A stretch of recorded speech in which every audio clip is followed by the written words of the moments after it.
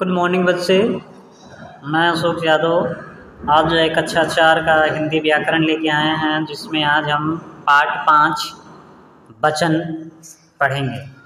तो चलिए वचन को स्टार्ट करते हैं। वचन को समझने के लिए सबसे पहले हमें इन वाक्यों को पढ़ना होगा। चलिए देखते हैं। अमन बोला, मेरे दादा जी की हवेली में इतनी लंबी सीढ़ी थी, यदि वे उसको खड़ा कर दें तो वह शायद तक पहुंच जाती थी। सारे शहर की सीढ़ियां मिलकर भी उससे छोटी रहती थी। नीचे की पॉइंटों को देखते हैं। गौरव बोला हंसते हुए, हा हा हा, मेरे नाना जी के पास इतना लंबा डंडा था कि उससे बादलों को जब मर्जी हिला हिला कर बरसात करा लेते थे। सारे संसार के डंडे मिलाकर भी उससे छोटे रहते थे। देखिए, अमन दोबारा बोला, अच्छा तो तुम्हारे नाना जी उस डंडे को रखते कहाँ थे?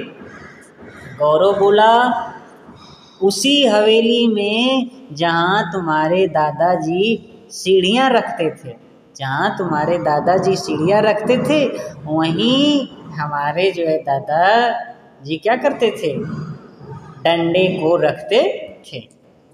चलिए नेक्स्ट देख लेते हैं। हाँ, तो देखिए यहाँ पे शब्द आया है सीढ़ियाँ और डंडा।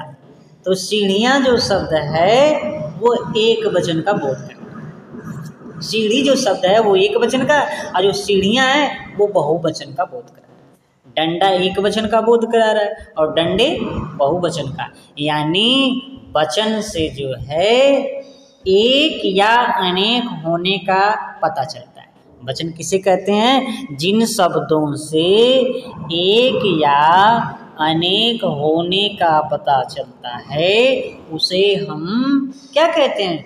वचन कहते हैं। तो चलिए देखते हैं इसको।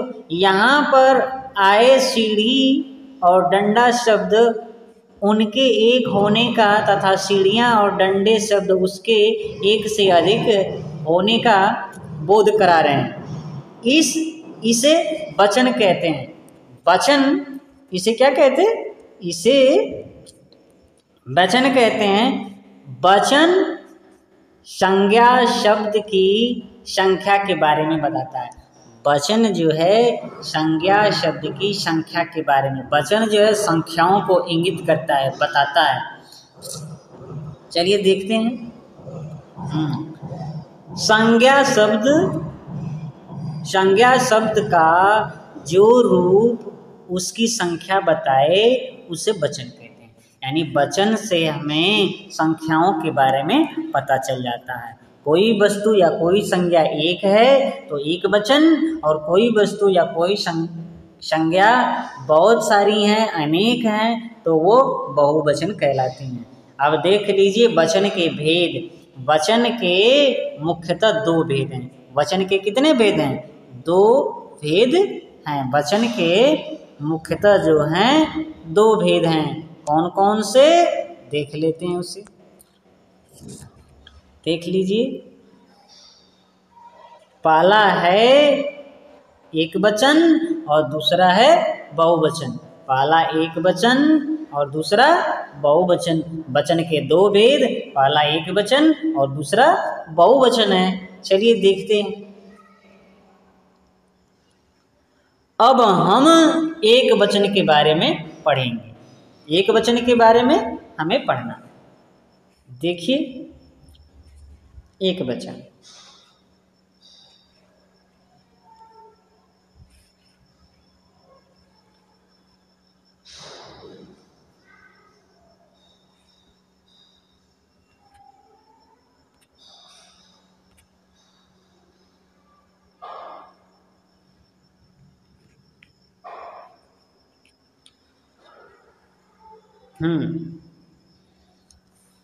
चलिए देखिए।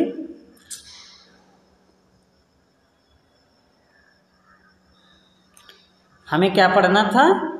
एक वचन के बारे में पढ़ना था।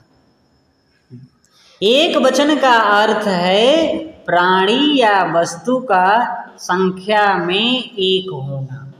एक वचन का अर्थ है प्राणी या वस्तु में संख्या का एक होना, यानी किसी प्राणी या वस्तु का जब एक होना प्रदर्शित हो, दिखाई दे, पता चले, तो उसे हम एक वचन कहते हैं।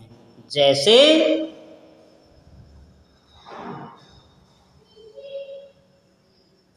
एक लड़का, तो ये एक वचन के अंतर्गत आएगा। एक घोड़ा एक वचन के अंतर्गत। एक कार एक वचन के अंतर्गत आ रहा है।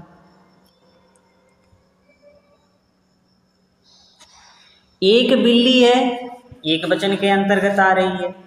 एक आंख एक वचन के अंतर्गत। एक गुड़िया एक वचन के अंतर्गत आ रही है।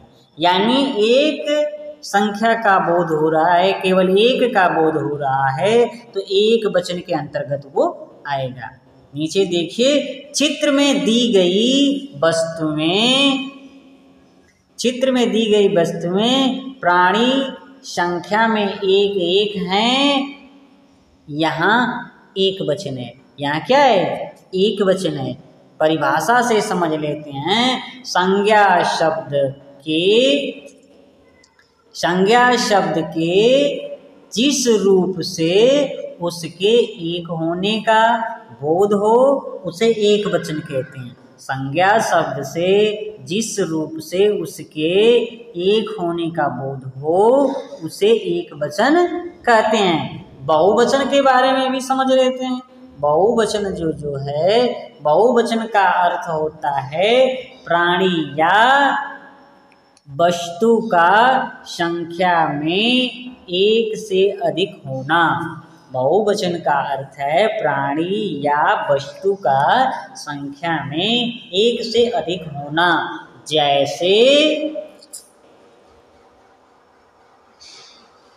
जैसे दिया है 4 लड़के, 3 घोड़े, 2 कारें, 3 बिल्लियां या बहुत सारी बिल्लियां, 2 आंखें,